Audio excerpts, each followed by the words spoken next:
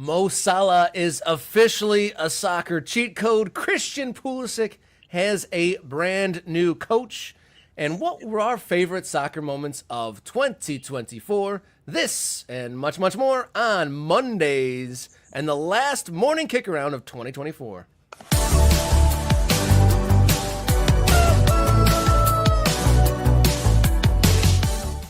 Hello and welcome into the show. This is Morning Kick Around, the new home of the American soccer conversation, coming to you live most Monday, Wednesday, and Fridays. I'm Robert Kerr, happy to be joined by my morning partner, Mr. Jason Davis. How you doing, sir?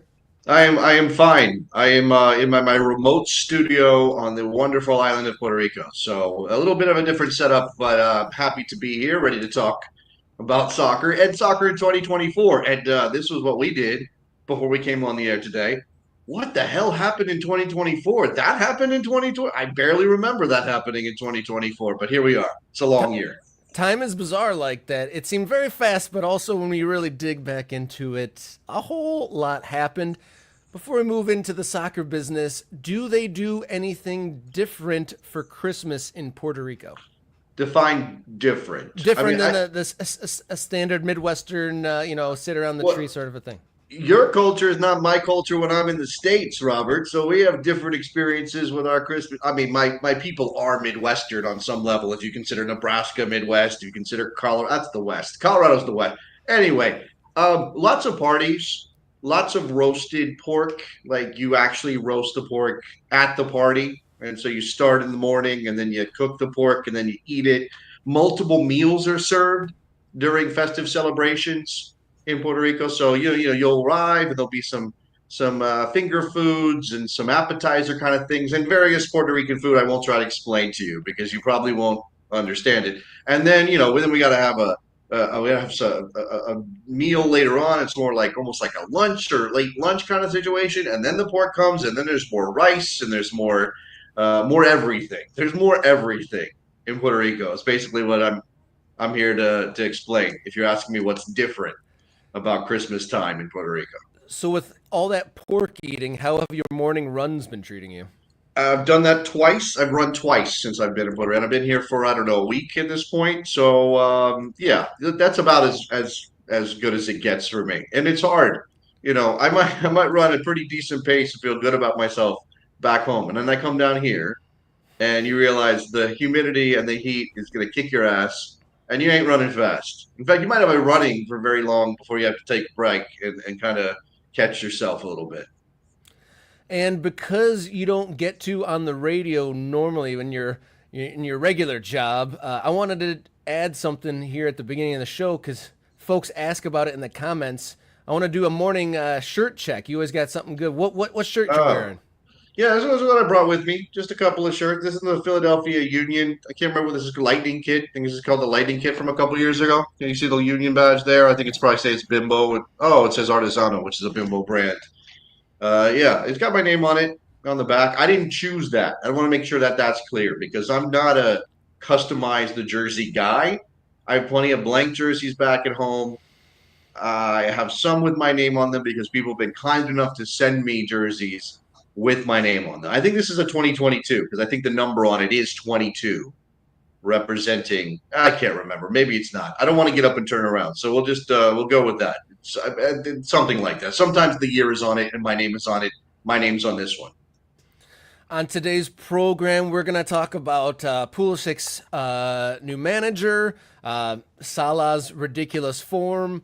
We're going to talk about a new soccer district in Grand Rapids, Michigan, and some of the highlights of 2024.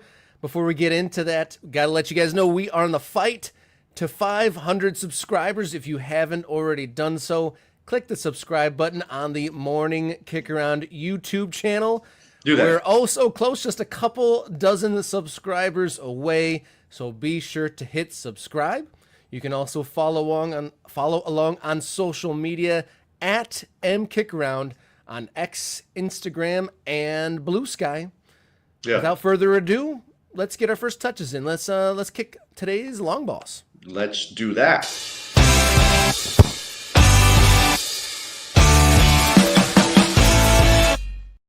Long ball number one here, the final episode of 2024. There were a whole lot of soccer games on television over the holiday break. What caught your eye and what stood out to you since we were last together last Monday? I mean, the way England does it with so many games coming at you in such a short period of time, it's almost like your brain doesn't connect things. It's like you see a round of games and you're so focused on that. And this is recency bias. It's just what it is. And you're like, oh, that round of games, that's what mattered. Like, oh, only 3 days ago, something completely different happened. I will say you have to acknowledge that City has finally won a game They did. after all of that turmoil. Now, it was always likely they were going to beat Leicester. Right? Yeah. It wasn't like, oh, this is, it's going to, they ran into a team that they should be able to beat, and they sure enough did. Now, the question is whether that becomes a launching point, a way to turn the season around. Again, I worry about Pep Guardiola's head. You have to worry about his head at this point, It's getting Robert, scratched because up. It's getting pretty scratched up. it's getting pretty scratched up. It's getting kind of gnarly up there. He's starting to get some Freddy Krueger vibes sometimes. But I don't know. I mean, I think we've got a team in City that is clearly imperfect. That things are starting to break down. There's a little bit. I mean, this is an easy analogy. It's a little bit like a car. Some of us have had cars that have lasted for a very long time and done us very, very well. And you're like, oh, I love my car. My car is great. I don't have to do a lot. I just put gas in it and it goes. I change my oil like I'm supposed to, which I guess is like a transfer window when you're refreshing the squad. I don't know how deep I'm going to go with this analogy, Robert. Yeah. But the thing about it, those kind of cars is like suddenly everything goes wrong, like all at once. Like the brakes go out. You got issues with the transmission. Whatever it is, you got leaks everywhere. That all seems to happen all at the same exact time, and then you face that question: do I sell the car? Do I dump the car? Do I get rid of the car? Or do I keep trying to fix the car? Do I keep putting money into this car? And I don't know exactly what part of this analogy, Pep's not the car, Pep's the driver, right? The parts are the players. And I think there is this sense that they kind of need a complete reset at City. Now, there are players you will keep, clearly, but there are also lots of guys that were part of that run. And when we go back and remember 2024, we will note the fact that they finished a run at 4 consecutive Premier League titles, which no one has ever done before. So, let's not tear them down, but they are reaching a point where it's pretty clear some things are breaking and they're going to have to fix them. Does beating Leicester change their fortunes dramatically this season? I don't know, Robert. I don't know. I fear for Leicester because they don't really seem to. You can't really. I can't really see where they improve. They just don't have a whole lot of gas in the tank. It doesn't seem like. They don't have individual players who can make a difference in games, And and that's Vardy's that's a doing fact. his best, but he's not exactly what he was, and he doesn't have the pace he once did. He's kind of cheating on the offside line more. Like all of his chances where he came close were offside. And I just don't see a way for them to avoid relegation this year. It was only a couple days before that, though, when City played Everton, that I actually feared the most for Manchester City because Everton, if they were capable attacking team, Right. I If think Calvert that they would have Lewin wasn't a disaster. Sorry, go ahead. Continue. they would have. I feel like when I was watching Everton versus Manchester City only a few days ago on Boxing Day, City looked like they were there for the taking, and Everton just weren't good enough to put it into the back of the net. I think that if they had a little bit more attacking quality, they would have taken the L rather than Right. Yes. drawing against Manchester City. So Yeah. I don't think by any means that City is out of the woods. Their only wins since Halloween have been against Southampton and Leicester, arguably the two worst teams in the league. Yeah, and yet, let's keep it. So again, it's a matter of what you think of as success. When the bar is as high as it is at Manchester City, anything less than a Premier League title feels like a disaster. But if they end up in fourth, in third, make the Champions League, that is a point where they can build back to what they were, right? Perhaps. I mean, again, it may take some hard choices.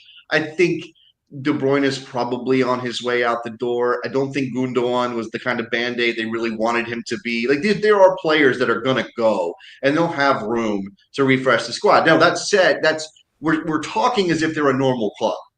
Like we're talking as if they're a normal club who can process these things in a normal way, but they're also not a normal club in the sense that there are 130 charges from the Premier League hanging over their heads. And we've been told that the trial is over, right? And now it's about deliberations, or if a decision has been made, who knows when it's going to come out?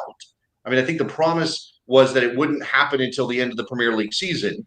I don't know how you can do that, though, like leave it to the last moment. I mean, there's so many things here that are kind of in play that make it really difficult to talk about Manchester City. But they won a game, Robert. That's what came out of this period, this matchup on Sunday.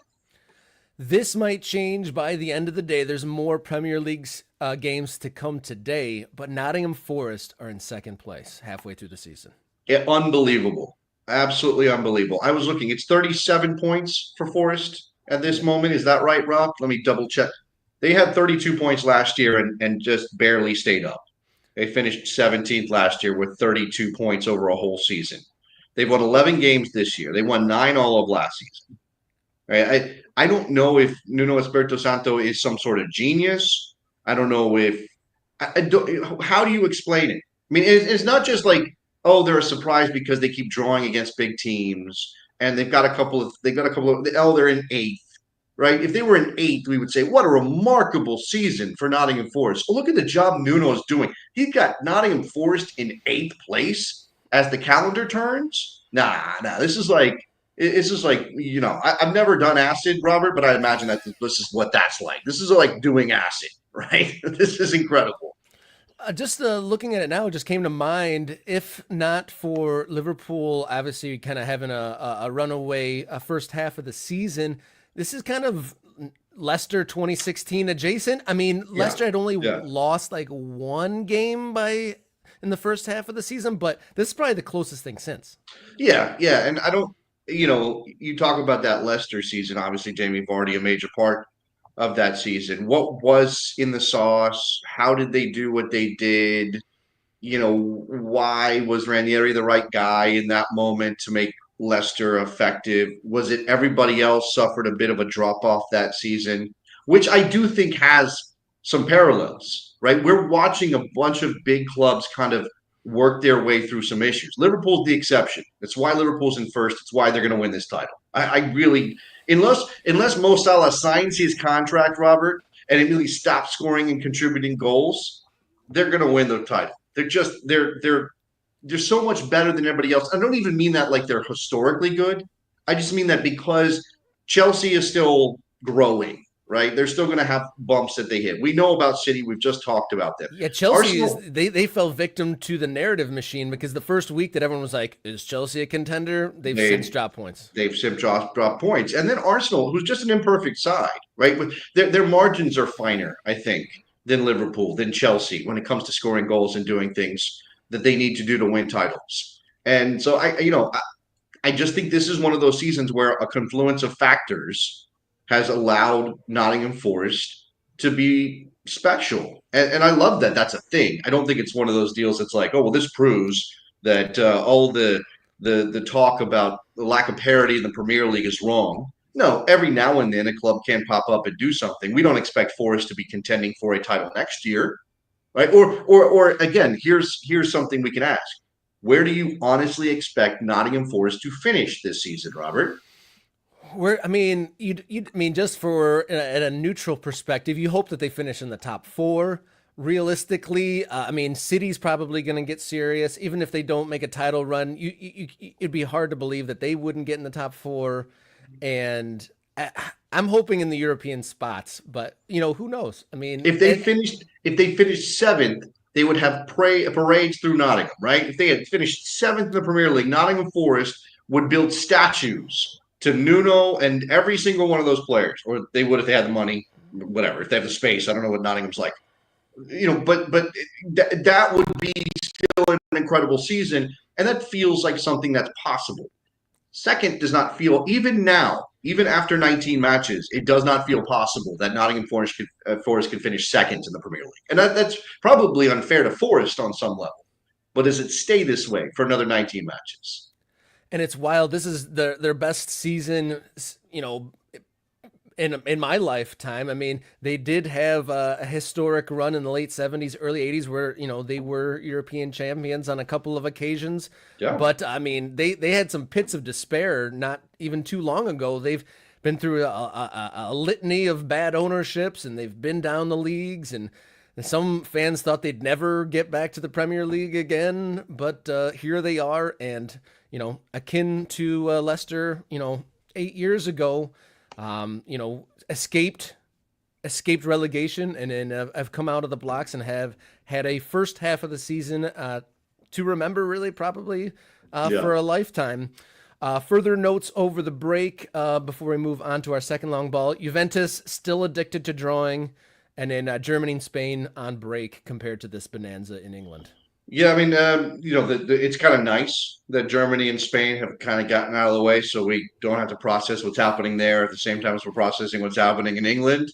Obviously, with Serie A back, we're going to get to long ball number two as an impact of Serie A being back.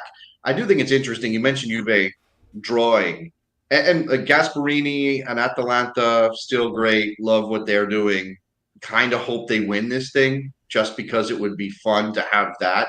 I mean, Inter is a well-run club and has obviously proven themselves to be the best team in Italy the last couple of seasons. Seems that way. Napoli is a bogey team that's kind of, are they there? Are they good? Are they not? Yeah. Managerial stuff is happening all the time there.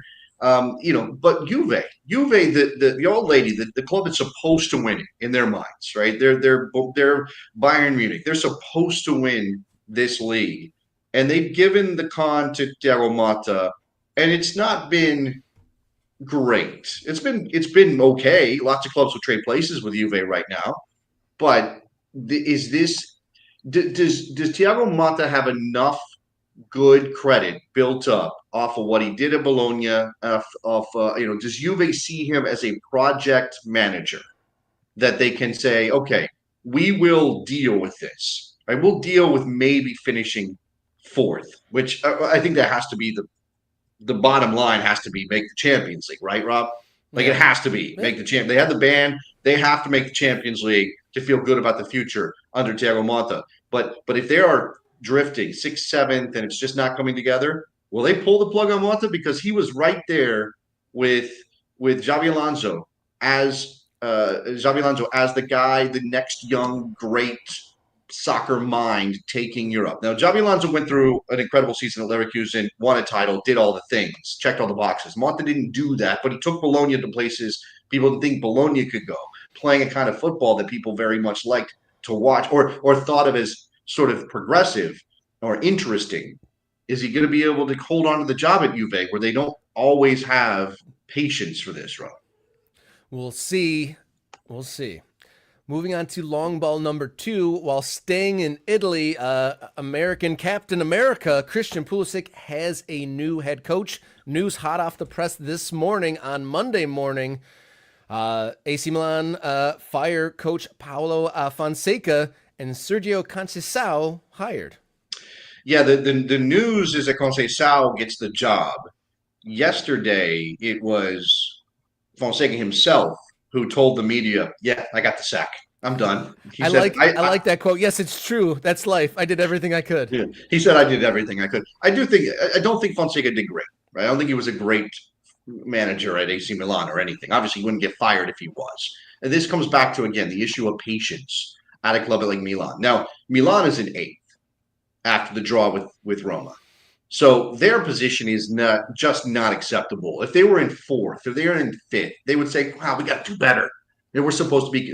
They're not quite Juve where they expect to win it, but they think they can or they should be in the conversation to win it every single season.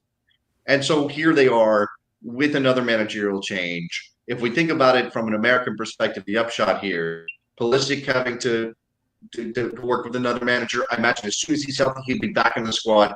Yunus Musa injured as well. A little bit different situation. He was starting his feet underneath him. And Fonseca was starting to trust him.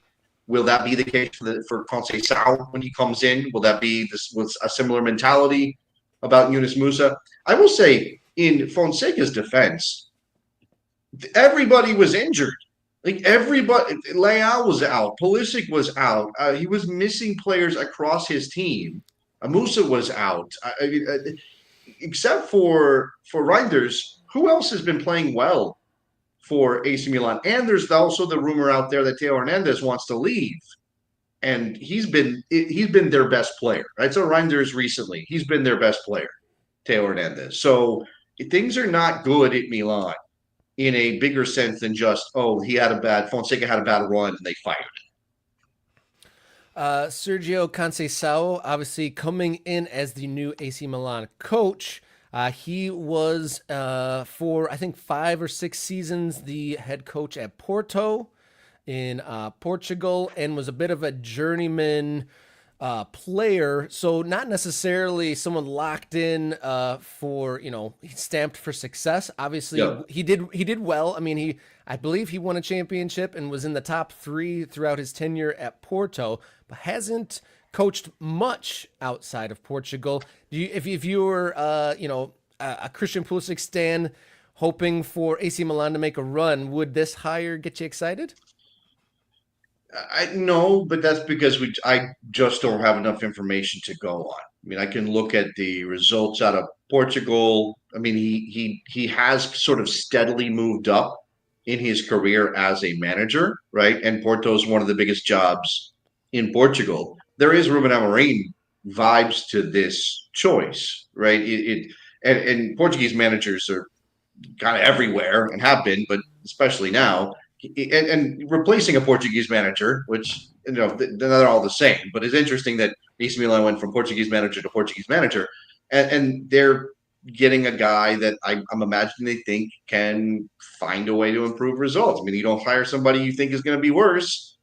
So yeah, I trust that Pulisic will be in the lineup because he is one of AC Milan's best players. It'd be nice if he had a little bit more support. Obviously, if Leao was healthy. I think Chukwueze came out of that game against Roma injured. So how does this attack Morata? Has he been anything that exactly what Milan wants at the front of that formation? Tammy Abraham is the answer. No. So yeah, there's some work for Sergio Conceição. Rumors about Darwin Nunez maybe going there on loan, but we shall see. Interesting.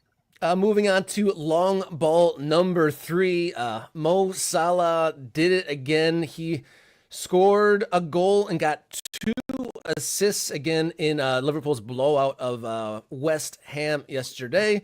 He broke a record amongst the records that he's either chasing or breaking. 8 games in a season with a goal and an assist. No player had ever gotten more than 7 in an entire season. He has 8.5 a season.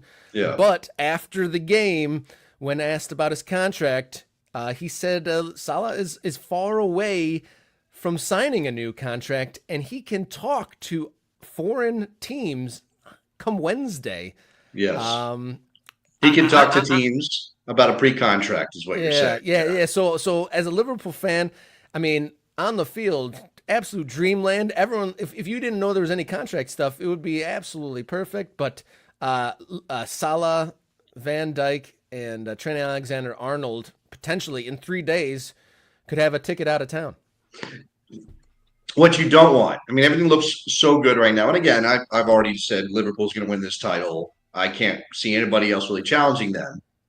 But of course, it just sort of depends on whether Salah can keep this run, this kind of form going.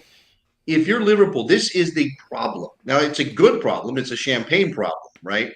That your best player is plus 30. Your best player, your most important attacking player, is at an age where it just does not make sense to sign them to a big, longer term deal, which is what I'm sure Mo Salah wants. No player goes in and goes, you know what? Give me a year at exactly what I'm making right now, and I'll come back. No player does that. He goes, give me 3 years, and I want triple what I'm making now because look at my numbers. Yeah. And the Liverpool brass, they have to go, well, I don't know. That doesn't make a lot of sense for us. I mean, because in 2 years, maybe we're regretting this contract, right? And you don't want that.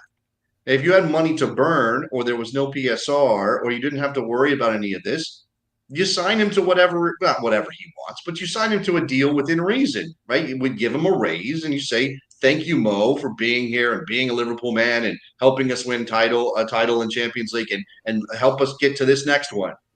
But I do think it's fascinating to consider that part of it. His incredible run. He has 30 goal involvements through 18 games. Cole Palmer led the league with 33 last year in the entire Premier League season. So Mo Salah is going to breeze by that Cole Palmer number. He is the Premier League Player of the Year. I mean, even if the season stopped right now, he would be in the top three. I think he should be in the top three for Premier League season. Or if he didn't play another game, if he only played 18 matches and the rest of the league kept going, Robert, Mo Salah would still be in the conversation for Premier League Player of the Year. And I believe this is his wild. eighth season in a row with 20 goals already. I mean, again, we talked about him being underrated, right? We talked about the Guardian put him 11th in the world this year on their on 2024's list of the 100 best players in the world. Mo Salah was number 11. Players like Carvajal, players like Lautaro Martinez were ahead of Mo Salah. Would you rather have Lautaro Martinez or Mo Salah? Don't answer the question because everybody knows the answer. Everybody knows the answer. Let's not even bother with that. That's where we're at with Mo. That's definitely a rhetorical one. And like you said, that Sam Maguire graphic, I don't know if you want to put that up or not, but 30 goals, 30 goals in 18 or 30 goal involvements after 18 matches is truly insane. And when you watch him play, I mean, that game against West Ham, it almost seemed like an FA Cup game in the second half when they were playing a lower league team and he was just pulling out some tricks, you know. Yeah. I mean, they were pulling out tricks, and there was at one point. I mean, it was like I'll equate it to Saquon Barkley in the Eagles game yesterday. They just kept him in the game late just to chase records, you know. Mo Salah. I mean, the game was long gone. It was 5-0. Best player didn't get subbed out. He just wanted more and more goals. One thing I shall say about the quotes after the West Ham game, he did say that he wants to win another Premier League title with Liverpool. So that would indicate even if things go south from a Liverpool perspective, that he does talk to another team come Wednesday and gets a pre-contract somewhere elsewhere outside of England. At the very least, he indicated that he would stay at Liverpool and pursue another Premier League title. And so at the very least, I mean, that would be an amazing send-off at the very least. If Liverpool were able to win a Premier League title with fans in the stands and to really, celebrate that. But I don't know if that's silver lining, but I thought that was a note that at the very least, he wants to stay throughout the rest of the season. Will that happen for Van Dijk and Trent Alexander-Arnold? Alexander-Arnold fueled a little bit of tabloid fire. He scored a goal and did the blah blah blah celebration. We shall see. But someone also dug up the Jude Bellingham did that too at Dortmund before he went. Yeah, look, Trent. That I understand. There's a lot going on. I understand you've been a great Liverpool player and all that. That's not your goal. Let's not pretend that that's your goal, Trent. I mean, it strikes a nice ball, but if not for the deflection, that's not a goal for Trent Alexander-Arnold. So I don't know. That stuff. I mean, like these players have every right. They all have egos. They have every right to push for as much as they can get, right? Especially if they have been as good as Alexander-Arnold and as Salah have been for Liverpool. And as I said, it looks like a magical, potentially title-winning season this year. First to the Champions League table at this point, Robert. I mean, nothing's guaranteed there, but things are all lined up right now for Liverpool in the best possible way. And yes, you have to be careful. You don't want these contract things to undermine all the work that's been done so far, the race out to the front of the Premier League, because, these great big figures in the club are talking about leaving. That would be a tragedy for Liverpool and fans. Yeah, it's quite a mix of emotion. As a Liverpool lifer, it's never been. This is close to as I've ever seen it on the field, but the future uncertain. Yes.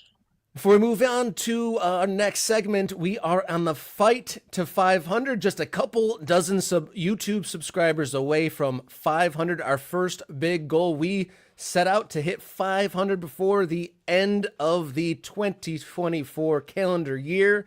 We're just a few dozen away. If we get a bit of a rush on subscribers in the next 48 hours, we will hit our first subscriber goal. Go to Morning Kickaround on YouTube and hit subscribe. Also, follow along on social media at mkickaround, or write us a note to the email morningkickaround@gmail.com. Ahead on the show still, we are going to highlight our favorite soccer things of 2024.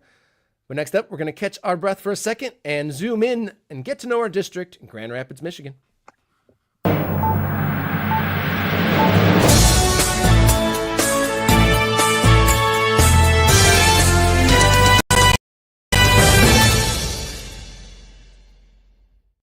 On the latest installment of Get to Know Your District, we're going to take a look at Grand Rapids, Michigan, located on the west side of the Great Lakes State. Grand Rapids is one of the few Midwestern cities with positive economic and population growth over the last decade or so.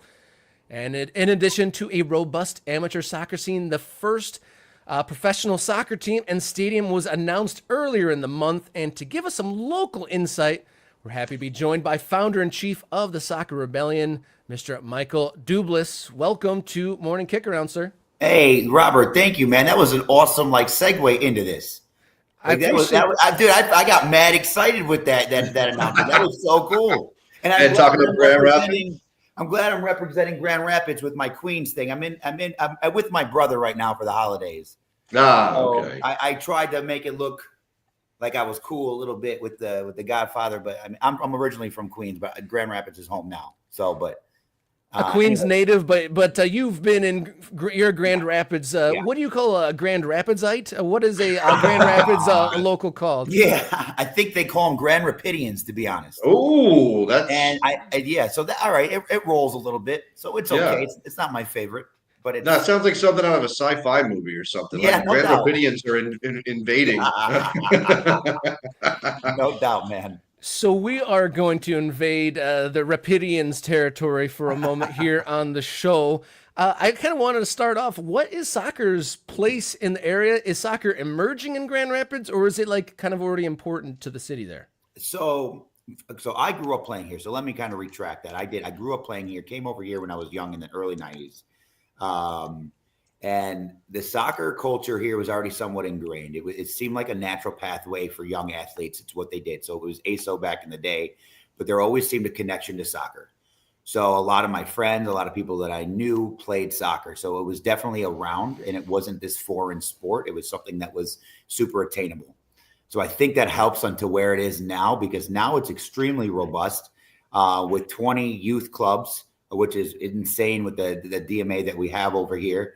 Futsal is the next level in Grand Rapids with 2 or 3 professional teams. We've gone to nationals a handful of times. And then the culture itself of pickup it's just come such a far way. And to put things in perspective, with our takeover tour with Nike and Dick's Sporting Goods, we travel across the country, primarily the Midwest and the East Coast.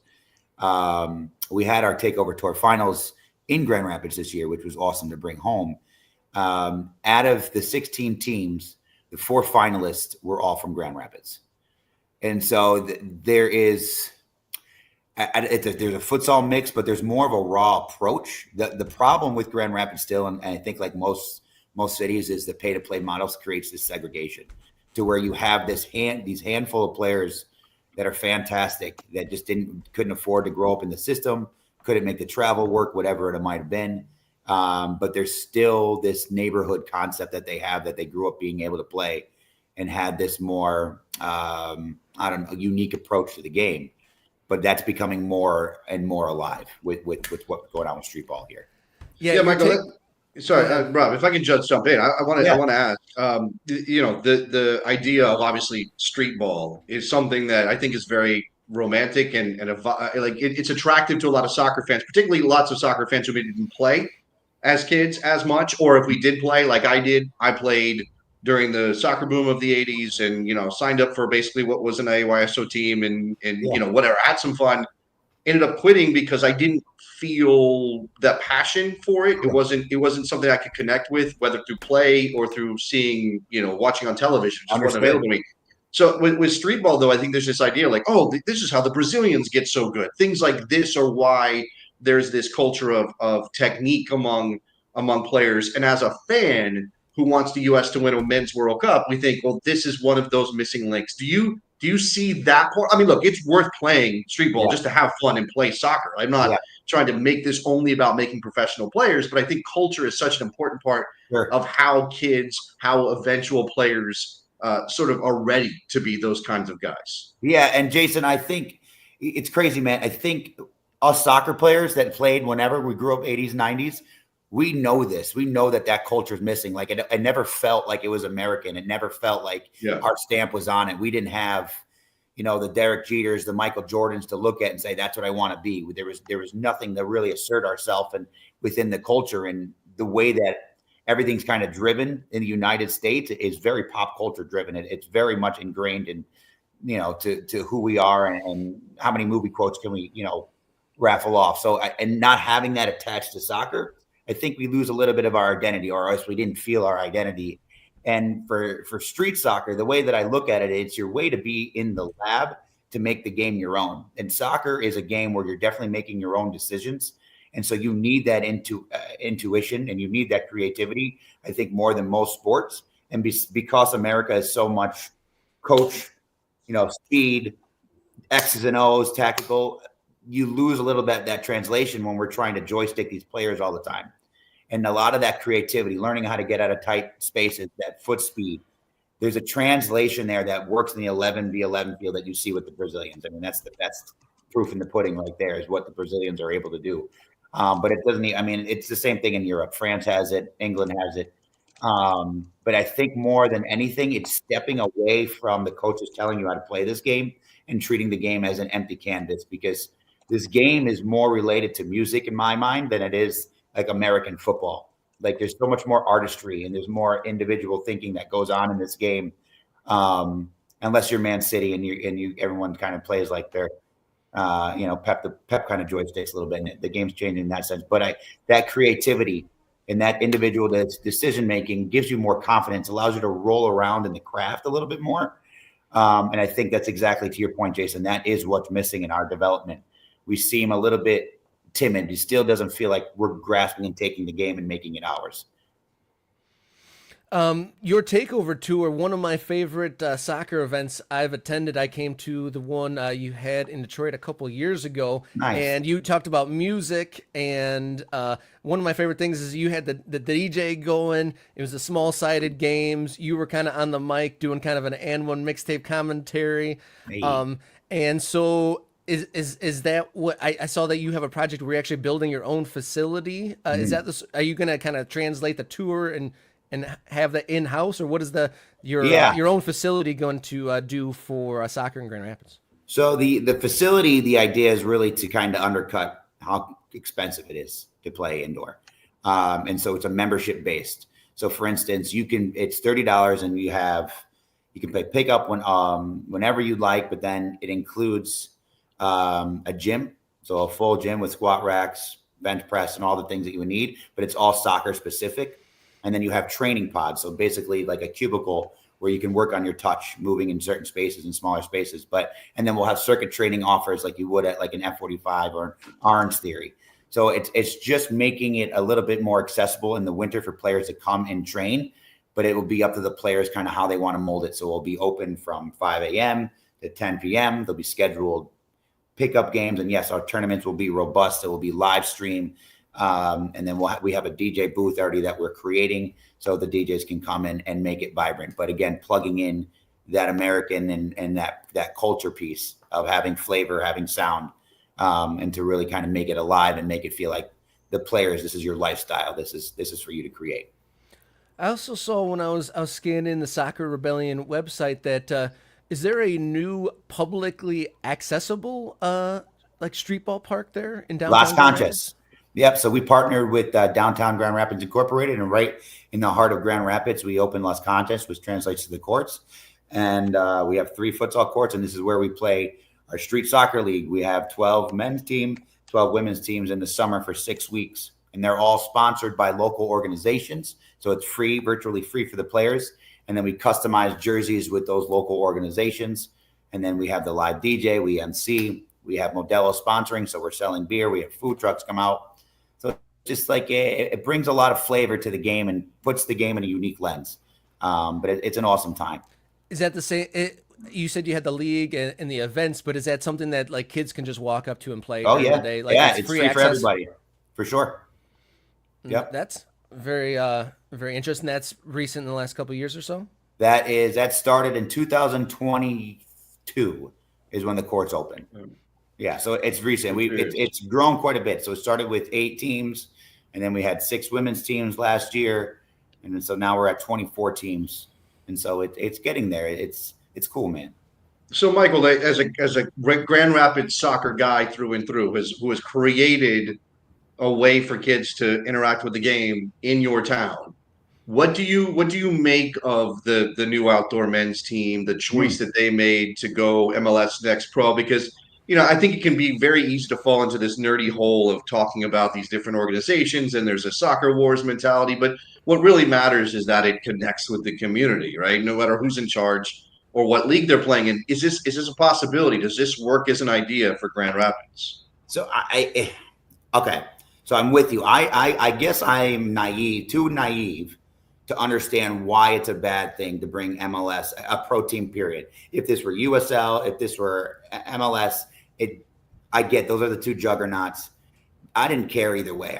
Having an 85 seat stadium, how privileged are we to have a soccer specific stadium, and what that means for our youth to have a vertical impact.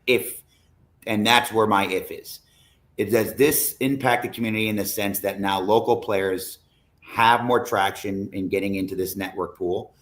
And does it promote players maybe coming from outside of Grand Rapids to want to grow and develop in Grand Rapids? I think those are the two things that a stadium and a pro team can do. As far as the community side of things, I was in Chicago at the Skyline pitch. So it's a rooftop pitch in Chicago. They had their Christmas party yesterday, and CJ Brown, I don't know if you're familiar with the name. Yep. So I was talking with him last night, and he's got a bunch of on the ground projects as well here in Chicago. And we're talking about, I was like, why when the MLS, when they brought in Messi, when they brought in David Beckham, all these global stars, why wouldn't you use that to highlight the local kid? Why instead did you keep that clout? Like, why wouldn't you use that to say, hey, here's a poster of Messi and here's the local kid? Because that local kid, that's what's gonna be like, oh my God, that's my guy. Like, I grew up playing with that kid, or whatever it is. That's gonna draw more of the homegrown community fan base. So if we can stick to our roots and grow local talent and then see them play in front of 8,500 people, I think that's what's going to bring this community to a different level, and that's what's going to bring the game to a different level. But if you start transplanting people from Europe and all these things that really there's no connection to that community, I think it starts to hinder. And because no one, I'm sorry, at MLS Next Pro, MLS 2 even, that quality is nowhere near to the top notch of what we're used to seeing on TV. So people aren't going to the game for that quality. It's going to be more of an investment emotionally. And that's when I think you can rally behind that, when you know someone locally that's getting a chance to play and then they're starting to shine. I think that's the way you kind of got to drive the community, but it's up to the community. Because initially when it came, I was so surprised to see the feedback of the turmoil. Because I think with GRFC that was here, USL2 back in the day, and they had a great following. They had like 5,000 to 7,000 people that were here, but that fell off.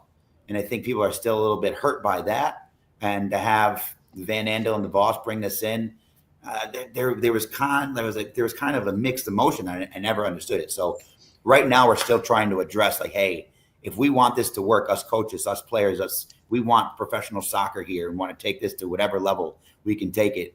It's really up to the fan base and the community to rally behind what's going on and give it that lift that it needs. That kind of leads me into my next question. You said, the Van Andels and the DeVosses just announced an 8,500 person brand new soccer stadium right on the river there by downtown Grand Rapids. Do you think that there is an audience already there for that? Yes. Or is that something that's going to have to grow? It's there. But you got to be careful. Soccer is not a copy and paste generic sport. So you can't go to some sports agency and say, hey, we want this, and they're going to copy and paste what they do for basketball, what they're going to do for football. Like you got to be so sorry. You got to be so. That's my alarm for something. That's Boondock Saints, if you were wondering. So you've got to be so conscious of the different cultures that are ingrained with this game. And so it's like you're representing a neighborhood with all these different houses. And so you got to be super conscious of how you connect with those culture. You have to individualize, you have to speak to them. And you have to invite everyone there, then show them that they're welcome and that there's a pathway as well for each culture to be represented. So if you can connect with the community that way, and you got to be able to listen and not just, say this is how it is. Yes, it's ready for it, but it's not an easy process. You see it in the MLS now. You have teams that know how to do it, and then you have teams that don't know how to do it across the MLS. And with our tour, we toured with the MLS. We went to Columbus, we went to DC, we went to Charlotte, we went to Chicago. Chicago is a mess. Chicago should be much more vibrant than what it is. And CJ would say the same thing. Columbus knows what they're doing. The Columbus has it down. But again, you're in comparison with how Columbus is doing it because there's not another pro team. Mm-hmm. Like there's not, you have the hockey team, whatever that is, not a hockey guy. Charlotte surprisingly was very good, but I think they grew theirs through the USL and then it became pro. So there's a little bit more of a foundation there. So there's a lot of questions. And I know when talking to Dan DeVos, he's aware that, this is a different animal. But now it's the people that if you get the people that are just looking at numbers and figures and don't have the raw passion for the game, this thing's going to go off the rails really quickly. And people are going to see right through it. Like if you bring in a superstar here for the team and he's like, hey, come to Grand Rapids, like that's going to look corny. It's going to look cheesy. But if you have a local kid there that you can see heart and you can see like what this means to him, I think that speaks much more volume. So I hope they do this the right way and connect with the city. Are you pretty confident in the talent pool there in Grand Rapids that they can play a part in the team that's coming in a couple of years? 100%. 100%. I think Michigan in general is a hidden gem, and I don't know why, because it's not like our terrain is set up for it, but we are. We got weather issues too. Right. Yeah. What do you think about Michigan and our soccer pool? Like from what you see, because you guys see a lot. Like, so when I grew up playing. Remember when ODP was super relevant? You remember? Yeah. So it was the West pool and it was the East pool, and the East pool would always kick our butt. Like they would always just. But now I feel like has that shifted, or is it still the East side's better, or do you think that just it's spread out now and it's a little bit more funneled? I definitely think that the small ball has definitely taken off. I've commentated on a couple different arena games out there, and the local talent seems very exciting. And then tournaments that you put together, and there's been a couple other tournaments where Grand Rapids teams have shown out very well. And then you talked about the Grand Rapids FC day in the NPSL. They had local contributors there too, and so it seems like there is talent there. Whether that translates to the professional level, I guess the future. We'll see. I love your confidence in it. And I'm not sure, Jason, from your perspective, you're not as kind of like locally biased. Do you have any take on this? No, I mean, as somebody who doesn't know Grand Rapids intimately, as somebody who, has a national view and has been covering professional soccer for a decade and a half, what I'd say is, but also who is someone who has been talking about, smaller communities as important to the growth of soccer in America. I mean, I talk about filling the map up, but I mean that with pro teams, but I also just mean that with relevant efforts to connect the community to the game in ways that will then be able to be passed down through generations. What matters, if we want to be the best possible soccer nation we can be, we need dads to take kids to soccer things, and then those kids to grow up and take their kids to soccer things. I mean, that's what my dad did with me with baseball and football. The reason I root for the football team I do is because my grandfather put me on his knee and said, this matters. Right. So I want that to be the way we talk about soccer in this country. It's not just a lark. It's not just a thing to go spend your discretionary income. It's not just a night out. It's not go to see the fire. I mean, you can do those things. Take your kids out. Do what I have kids. I know how hard it is to entertain them. Entertain them any way you can. But I hope that we get to that point where it's our culture of soccer permeates every part of American life. And maybe that's an impossible task with the way the internet has changed the world. But let's keep. No, I appreciate Michael trying, because it matters that people are out there trying. that's your snippet right there. Because Jason, I couldn't agree with that more. And I do think it's possible. And I think like Columbus is close to doing this. And if you haven't gone to a Columbus game, and what it is you want that kid from Grand Rapids to grow up saying, I want to be that guy. And like to your point, like as a New Yorker, I never had a choice on what team. Like it was something that was hooked in me, that still hooked in me, that I never going to go away. Like these are my teams, and it's tribal. And once you become like, once it makes you make it like that. And I think, like you're saying, it's up to like the parents. Like, yeah, I'm a dad now. It's up to me to showcase how much this means, and then having that kid want to be that. So, yeah, 100%, man. And I think and like Jason, you've seen it, like the rise of soccer, like coming from the 80s to now. Like we didn't have anything like that back in the 90s. Nothing to what we have now. I feel spoiled. Like I remember when the MLS first came out and the MLS shootout, how awesome that was. Like that was different, and we had these empty stadiums and where they were playing. Yeah. And now having like Grand Rapids is small, and I have a professional stadium here.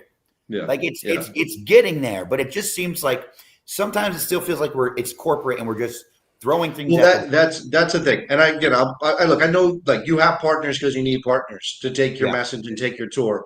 But I appreciate that there are people, trying to do things from the grassroots perspective, or certainly ground up. You mentioned CJ Brown in Chicago, because we have for a long time been fighting this, and it's definitely different now through the work of people like Michael and everything else. But for a long time, it was like soccer is the least cool sport on the planet. Yes. Nobody wants to engage with soccer because soccer's corny and weird, and it's a bunch of, I'm sorry for that, but it's a bunch of white kids running around in the suburbs on the weekends. And no, soccer is clearly not that globally, and it doesn't have to be that here. No.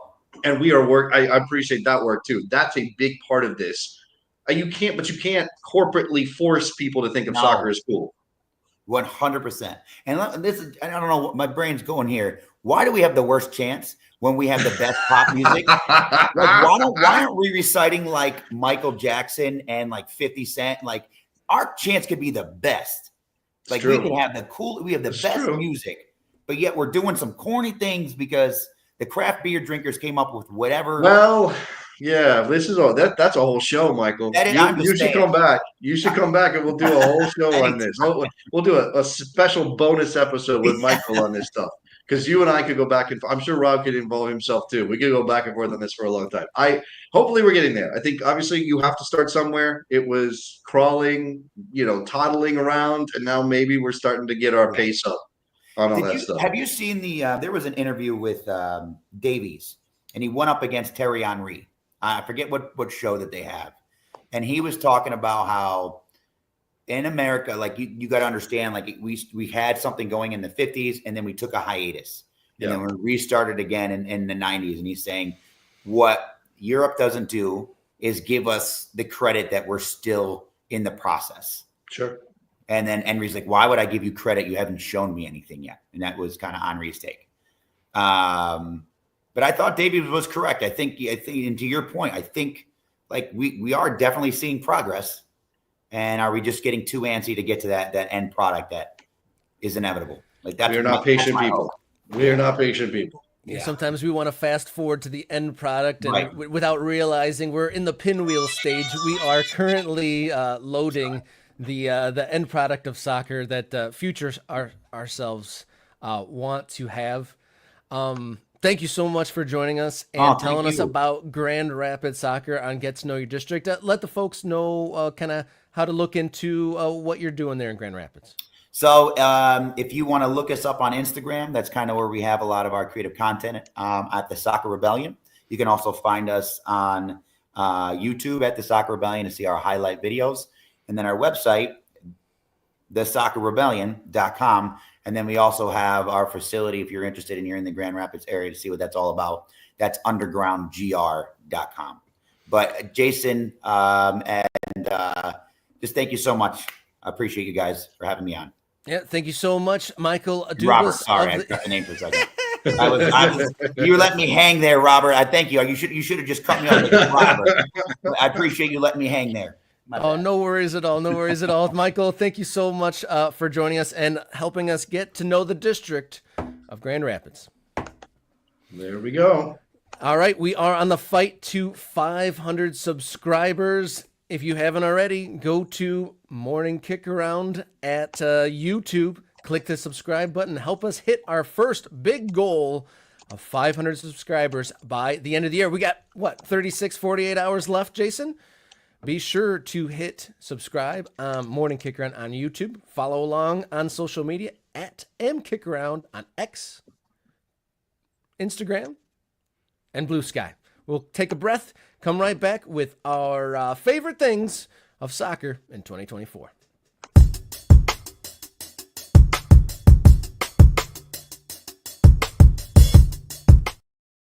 All right, the big question here, the final episode of 2024. So the big question of the day, how will soccer in 2024 be remembered, and what were your favorite things?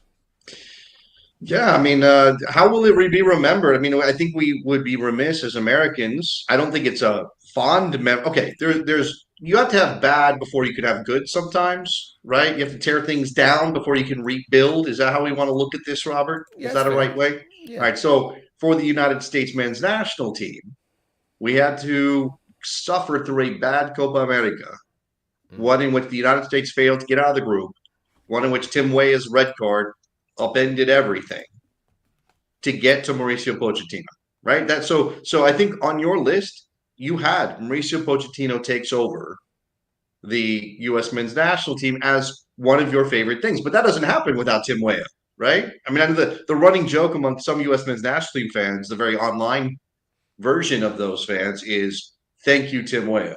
Tim Weah did us a favor by getting that red card because it ultimately led to the loss and to the ouster from Copa America that created the situation where Berhalter gets fired. And if Berhalter doesn't get fired, Robert, chaos theory, dominoes falling, there's no Mauricio Pochettino. That's funny. Actually, this is a little bit of a tangent, but it's a win-win whenever I watch the men's national team, because if they're succeeding, I'm happy for their success.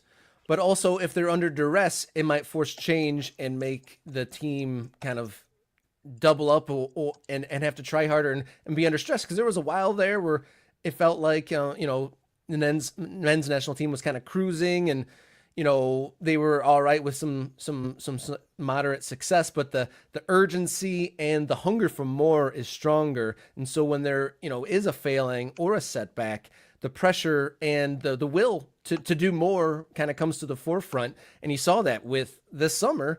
The maybe in years gone by that it wouldn't have seemed like such a failure, but with the added interest and the perceived higher talent level, the shortcomings in the Copa America were punished, and we were maybe rewarded with the best coach to come. We'll see. Yeah, that's we shall see. I mean, again, I think for U.S. men's national team fans, this was a big change, represented a significant step forward. Even if Pochettino doesn't bring glory, and we still have, we're working towards 2026. There is this sense that it changed the mentality of what's possible from the federation, and obviously there are lots of fans who are saying this was always possible. You should have listened to us. So maybe there's the value in fan voice kind of kicking up and creating something. I've got a couple of comments here. Nate says the red card against Panama is a core memory, calls it a core memory. That's And then brutal. That's a brutal core memory. Yeah, Serge, Spaz, Orama versus Trinidad for the entertainment value. That's what I kind of forgot about. Sergino Dest going bonkers against Trinidad and Tobago and getting himself sent off. And yeah, that also was not a good mark on Berhalter's ledger, right? It felt like something that fell, as much as it was about Dest just being, nuts in that moment. It also was like, Greg, what's going on with your team? Why is Sergio Dest throwing balls Where's around? the discipline? And didn't he come right back in the team? Come on, Greg. Let's go. Yeah, he was suspended and then got injured, so I'm not sure we've seen him since then. But yeah, it wasn't. Wouldn't say that a hallmark of a well-coached team, a player doing that and kind of leaving his team in the lurch. Another highlight of 2024: Emma Hayes joining the women's national team and getting straight to business and winning gold medal at the Olympics. Yeah, I mean, look, she's a very good coach. I think what she knows how to do is win soccer matches. I don't think there was anything fundamental that changed with the U.S. women's national team from the pre-Emma era to the gold medal in France. But, she got the job done. You pay coaches to win trophies, in this case, medals, and she did the job. And she is sort of refreshing in her directness about who she is and what she does, which I appreciate. It was very refreshing because the previous coaches wouldn't say it. Andonovsky and then the predecessors maybe not as direct or blunt about the team and how their outlook on soccer in general. Definitely, there was more. I'd say there's more press conferences from the heart that had meaningful impact from Emma Hayes in the few months of her in charge than we ever saw from any previous managers, isn't it? Yeah, I mean, that's always, again, I want to be careful about recency bias. I mean, the Pia Sundhage era had some of those elements too. I mean, but again, at the end of the day, we went through a World Cup that was a terrible one by U.S. standards. Yeah. And we found a coach who took them to a title win. I mean, again, does that mean anything for 2027? Not necessarily. We don't know. Talent wise, it seems like there's still enough there. She's one of the highlights of the last couple of months has been Hal Hirschfeld stepping up in midfield for the U.S. women. I mean, we could talk about the end of a incredible goalkeeping career, by the way, because that is an issue that Emma now has to deal with for 2025. Because Alyssa Nair has decided to hang them up. So, there are some things here, but it's good that they won gold. That's undeniable. Another highlight of 2024, the fight for new competitions and kind of the battle to take over, I don't know, money and competitions. I mean, we saw a reformation of the Leagues Cup, the Open Cup change, the Club World Cup is coming to the fore, CONCACAF Champions League is being reworked, and then now just most recently the proposal of a new Super League. I mean, that Super League thing, which we tried to break down the best we could. What is it called? The Unify League? The Unify League. Yeah, forget that. Throw that in the garbage. Maybe it'll come back around. Maybe we'll have to deal with it later. But for the moment, it's not something that I think really matters. Some of the other stuff does. Obviously, the way that MLS handled the U.S. Open Cup with the Leagues Cup, which we now know the Leagues Cup is on life support and certainly won't be the same format for 2025 that it was for 2024 and the year before that. So, man, there's a lot of moving parts here when it comes to the league stuff. And 2025 should be even more fascinating in that regard. It's funny. We actually maybe forgot about this a little bit. It speaks to the degree of how busy this World Soccer is. The European Championships happened. Oh, did they happen? Did the European Championship happen? The European Championships happened, and Spain won. España won the title. I mean, yeah, this was an interesting European Championship because I think there wasn't a clear favorite, right? England got a lot of love. They had been to finals. They'd gotten close. France obviously always has the talent. Germany felt like it was maybe too early for them in their sort of, reconfiguration. I mean, they were the home team, so that was a part of the story for them. I mean, there wasn't any nation where you were like, yeah, they're on paper, they're the favorite.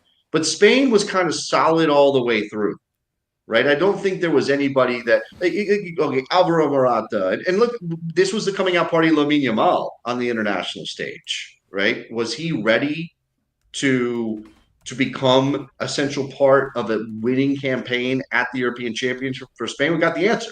Answer was yes, right? And again, they had solid pieces all the way through. Some of those areas of the field were not flashy, but and obviously they had Rodri, who on the back of the European Championship and what he had done with City won the Ballon d'Or. But I think my favorite part of Spain winning the European Championship, Robert, was Marc Cucurella, everybody's favorite big-haired left back for Chelsea in Spain. That's air quotes favorite. Having fun at the post-tournament celebration in Spain. I have a clip I'm going to share. This is Marc Cucurella on stage after the Euros when they were celebrating their victory.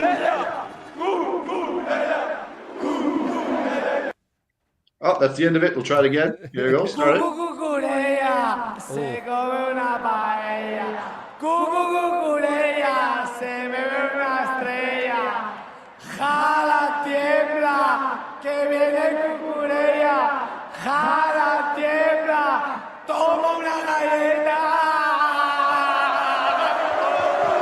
Oh man, so good. A very sober moment there for the rising Spanish superstar. Yeah. I like it when players sing their own songs and do the hand signals too. He was like drinking the Estrella, which is one of the beers, the most popular beers in Spain. Estrella, like that. Come on, now how good is that? Marco Correa bouncing around on stage after Spain won the Euro. That's my favorite thing from 2024. I gotta say, personally, I got two personal favorites of 2024. I gotta say, Liverpool turning the page, a huge, obviously change of the guard. Jurgen Klopp reinvented Liverpool and brought them back to the top of the game in England and in Europe. And he, turned it over to Arne Slot, who outside of his homeland, maybe not the biggest known commodity. And there was big question marks. Are Liverpool going to slide like Arsenal did after Arsene Wenger left, or Man U after Alex Ferguson? And after one half of a season, it seemed like Liverpool has gone from strength to strength, which tops my list for 2024, especially if they go on to win. That will, be a no doubter for the highlight of 2024. And then personally, Oakland County FC, my local side here in Metro Detroit. When we talk often about all the teams, especially at the amateur level and in American soccer, that go away, when the ownership, falls on hard times or can't sustain it, lose interest, they fade to go away. But Oakland County FC, my local team that I'm involved with, has recently been purchased and is being taken over by a local entrepreneur that from, early signs is, going to take what was already there and just grow it and improvement. So that was my big thing of 2024 as well. That's great stuff. Love the local stories, especially on a day when we got to know a different part of Michigan with Grand Rapids and get to know your district with Michael. That's good stuff, Rob. In 2025, I am looking forward to your journey, Jason, of adapting a local side of your own. Was it Dream FC you might be taking a look at? Virginia Dream is in the running. That is a local amateur side just down the road from where I am. There are a couple of options. If you go, especially, I think the UPSL is very big in Northern Virginia. So I have several very close. Maybe I need to attend several games, see if I can get wined and dined a little bit. Maybe there's to be a recruitment process for Jason Davis to adopt one of these amateur clubs in Northern Virginia. So if you're watching this and you have some connection to one of those teams, let me know. Set me up. Let's go. We'll do that in 2025. We're running a little bit long, but I do want to look at some of the comments. Jeff Carlson bringing up another kind of local soccer note that we didn't already list. His highlight of 2024, seeing Sasha Kleshin, Roger Espinoza, and others play in the Open Cup for Union Omaha, which definitely was a fun note of 2024. And Des Moines Menace. They played for you said Des Moines Menace in Omaha. Is that what you said? That's who brought it. So Jeff said he made a mistake. Jeff threw me off there. Okay. Yeah, he made a mistake and said Union Omaha, but he saw Des Moines Menace with Sasha and friends play in Omaha. Thank you, Jeff. So there you go. Do you have any more 2024 moments? Because the next time we are together here on Morning Kickaround, the calendar will read a different number. No, let's see. I mean, I do think from a personal perspective, it was an interesting year for my son Thiago, who turns 4 next month. He'll turn 4 in late January. So he was essentially 3 years old in 2024. And this is when he started to really appreciate that Papa cares a lot about soccer and that there will always be soccer on the television and that he he's trying to understand what's happening, right? He's trying to understand different positions. He's always asking me questions about who different people are on the TV that he's watching. He always asks me who my team is. Sometimes I have to tell him neither of these teams are my teams. And then he'll tell me, well, my team is the blue team, Papa. And I say, okay, that's your team. If you want to be the blue team for now, but you can't be a Chelsea fan for life. That's the only thing I tell him after he picks the blue team. You can't. No, I'm kidding. I don't know what's going to happen with that. But I think it was fun as a dad to have a very soccer interested little boy who's only going to grow more into that next year. And I think 2025 is the year we go out to our first soccer match. I won't say professional. Maybe I take him to one of those amateur teams in Northern Virginia. We watch some guys run around, and before I take him to a big soccer event. And how could we forget probably one of the most monumental things of 2024, the creation of this program. Oh, that's Morning right. Kickaround. Yes. The foundational year, and only going to grow in 2025. Before the calendar switches, you got to hit subscribe. Morning Kickaround, trying to hit that 500 mark before the calendar changes. And new things to come. We're going to add a podcast offering when the calendar changes, and then hopefully grow onward and upward from there.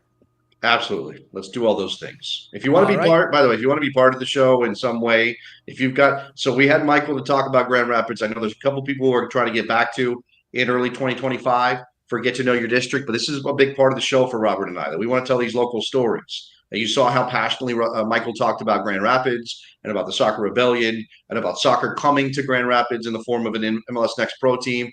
We want to do that for as many cities, towns, areas in the United States as we possibly can, because there are so many people like Michael out there who are doing things or part of something, or supporters groups, whatever it is. So reach out, morningkickaround@gmail.com. And you said subscribe. Yes, please do that. Subscribe, like the video, subscribe. If you can't watch the entire show, we do usually clip up the segments, so you can go to the YouTube channel, Morning Kickaround. Kickaround is one word, but Morning Kickaround, and find us. But tell somebody. Just tell somebody about Morning Kickaround, because that's how people are going to find out that we exist.